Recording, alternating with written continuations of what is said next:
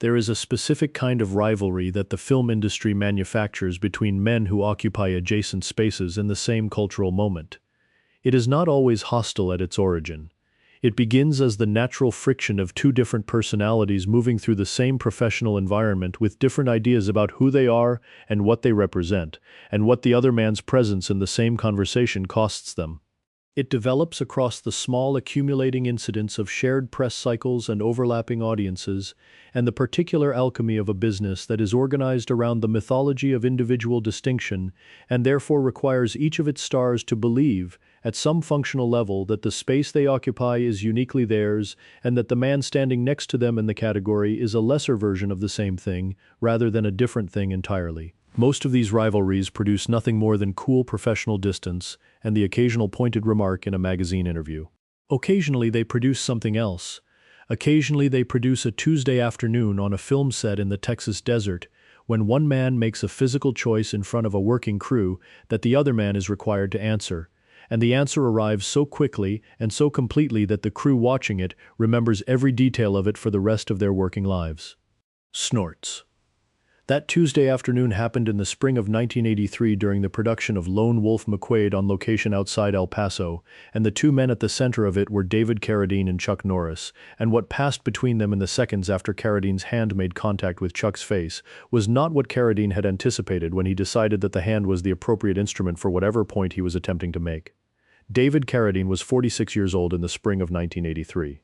He had been famous for 8 years since the premiere of Kung Fu in 1972 had made him the face of Eastern martial philosophy for an American television audience that had no prior framework for it and had responded to the framework he provided with the specific enthusiasm of a culture encountering an idea at exactly the moment it was ready to encounter it. The show had run for 3 seasons and 63 episodes, and had produced in Keredine a level of public identification with martial arts that was, in the estimation of everyone who knew him well, somewhat disconnected from his actual relationship with the practice. He had trained for the role. He had trained seriously enough to move convincingly, and to understand the philosophy well enough to embody it on screen. But the training had been in service of a performance rather than in service of the practice itself, and the distinction mattered in the way that distinctions between genuine expertise and performed expertise always matter, which is not visibly in controlled conditions and very visibly in conditions that are not controlled. Lear's throat. He was a complicated man in ways that went considerably beyond his relationship with martial arts. He was intelligent and genuinely creative and capable of a warmth that the people who knew him in unguarded moments found genuinely compelling.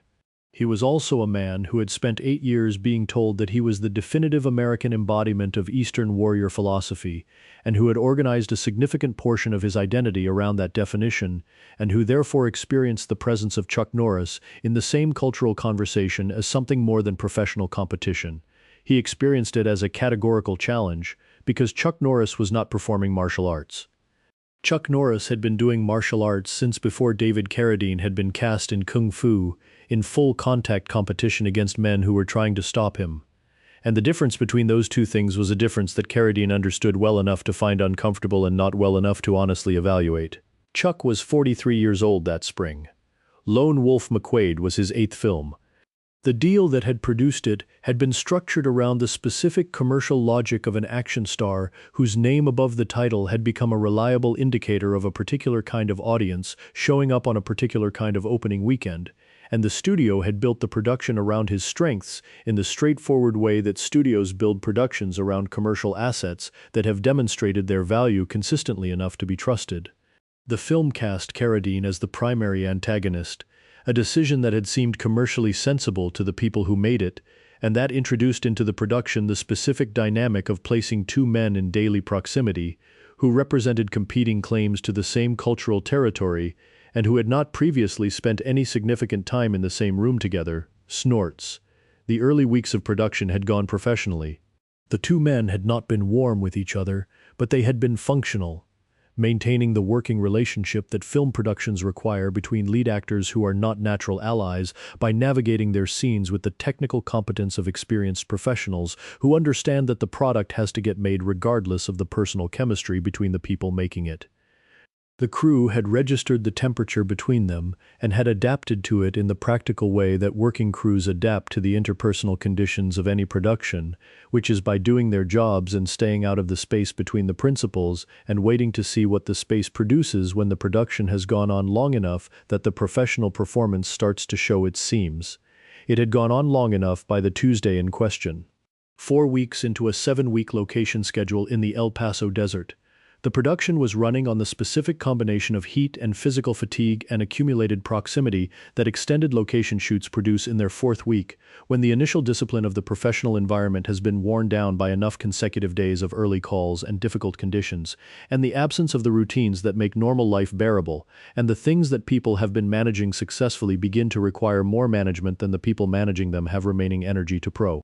Hoganwood. The scene they were shooting that afternoon was a confrontation scene between Chuck's character and Keredine's, a dialogue exchange that the script placed in the exterior of a warehouse on the outskirts of a fictional border town, which in practical terms meant standing in direct Texas sun at 2 in the afternoon, with a crew of 30 people and a director named Steve Carver who had been trying to get a clean take on a 4-page scene for the better part of 3 hours. Clear's throat, the scene was not going well, not because either man was performing badly. Both of them were giving the director what the director was asking for in terms of performance.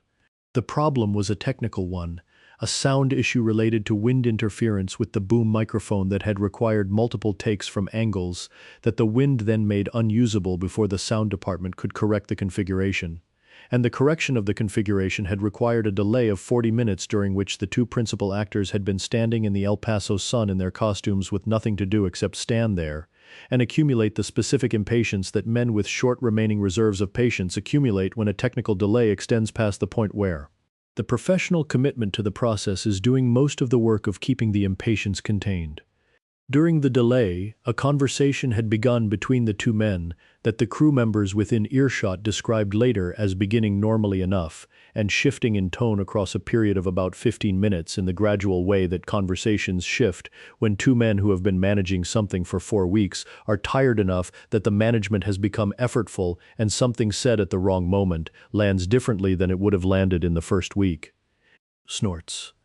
What was said during those 15 minutes has been described differently by the different people who were close enough to hear portions of it, and the portions any individual crew member heard depended on where they were standing relative to the 2 actors and what the wind was doing at any given moment during the exchange. What the accounts agree on is the general shape of the conversation, which is that it moved from a technical discussion about the scene into something more personal and more pointed, and that Carradine, somewhere in the middle of it, made a statement about Chuck's approach to the role that crossed the boundary between professional critique and personal dismissal in a way that Chuck responded to with the particular flat stillness that the people who knew him well had learned to recognize as the specific quality of attention he brought to things that required it.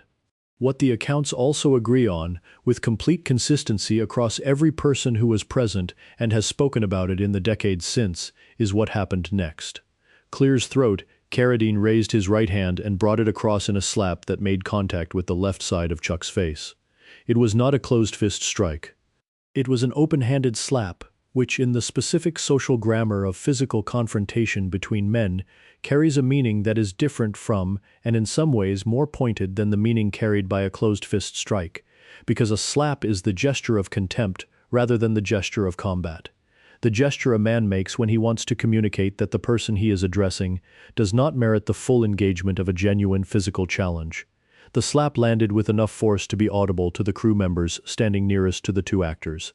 The sound it made was the sound that open-handed contact makes with a man's face when it is delivered with the genuine intention of registering. It landed. The crew members nearest to the 2 actors said later that in the half-second after it landed, the set went completely quiet in the way that sets go completely quiet when something has occurred that nobody was prepared for and everybody understood immediately could not be undone. Snorts. What happened in the second after the slap landed has been described by the 6 crew members closest to the exchange with a consistency of detail that is unusual in eyewitness accounts of fast physical events where different perspectives and different distances and different attentional focuses typically produce different emphases and different details and occasionally different essential facts. The consistency in this case is explained by the fact that what happened was simple enough and fast enough and complete enough that it did not leave room for interpretive variation. Chuck's head moved with the slap rather than against it, absorbing the force through motion rather than through resistance in the way that men who have spent decades taking contact learn to absorb it, and then his right hand came up and forward in a controlled arc and made contact with the left side of Keredine's face, in a palm strike that was thrown at a level of force that communicated its point without requiring any follow-up to make the communication complete. The palm strike landed flush. The force behind it was the force of a man who has spent 30 years developing the ability to generate power at short range with precise control over the output, which is a specific and uncommon combination of qualities that produces strikes that are more decisive than the economy of the movement suggests they should be. Keredine's head snapped to the right with the contact. He took a step back to maintain his balance. His right hand came up reflexively to his face where the palm strike had landed. Snorts, 3 seconds.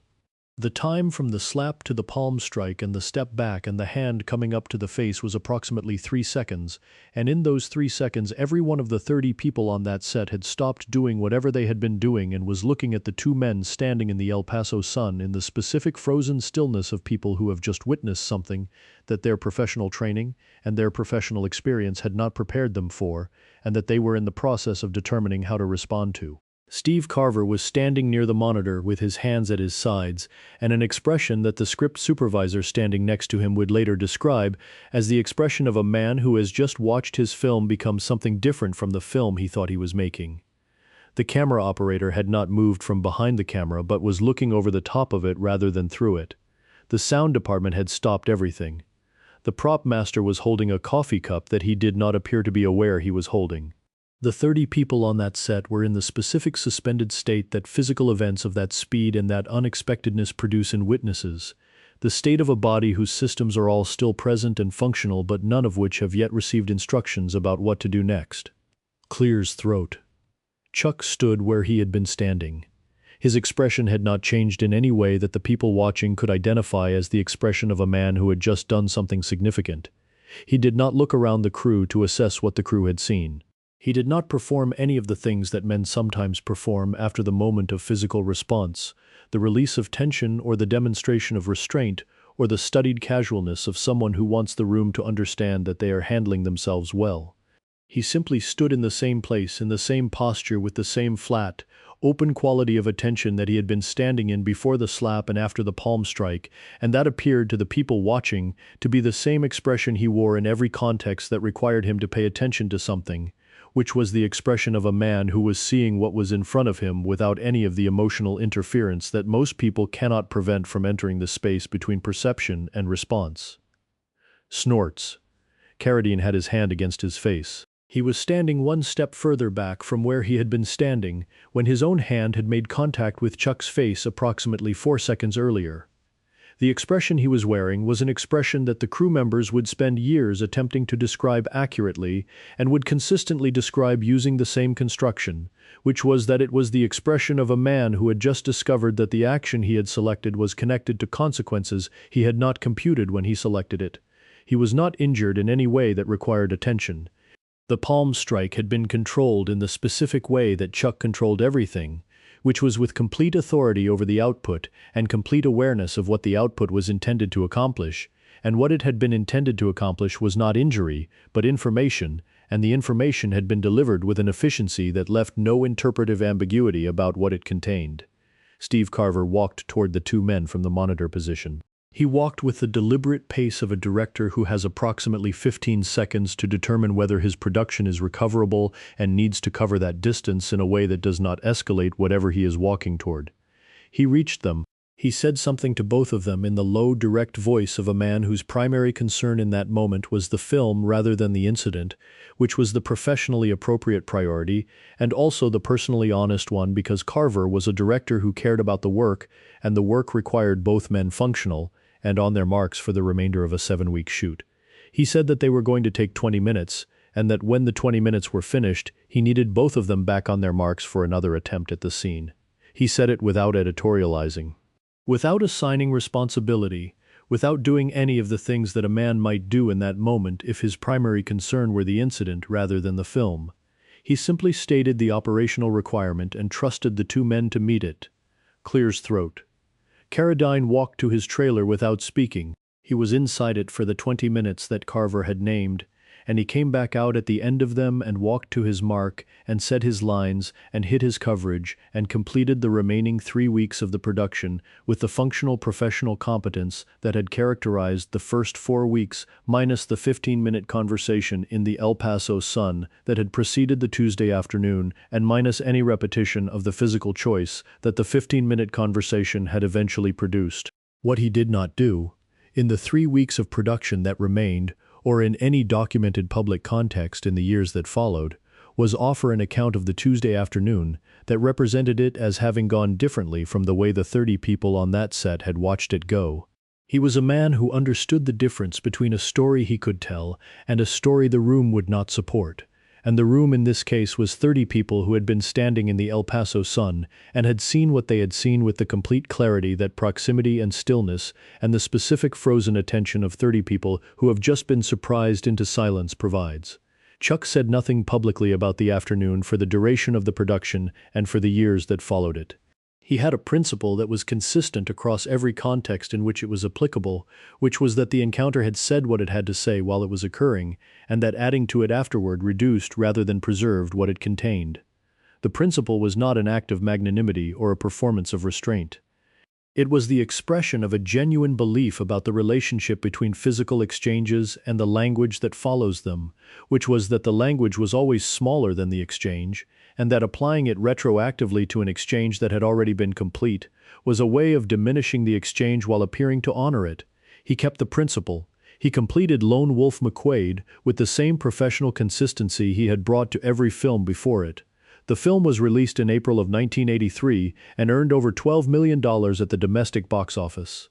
Snorts, the crew members, who were on location in El Paso for the 7-week shoot, told the story in the specific way that film crew veterans tell stories about things they witnessed on set that departed from the normal operational parameters of a film production, which is quietly and selectively and with a careful attention to the distinction between what they saw and what they are inferring from what they saw.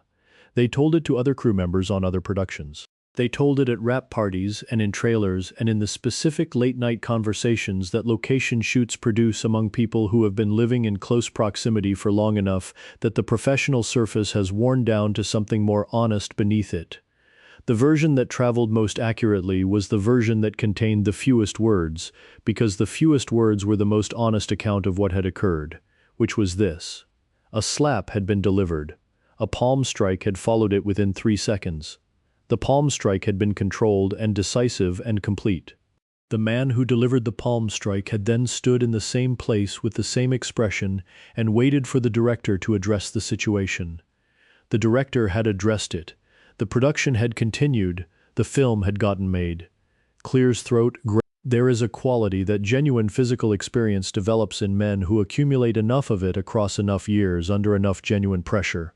And the quality is this: the removal of the gap between perception and response. Most people have a gap between those two things that is filled with the processes of evaluation and calculation and the management of emotional interference.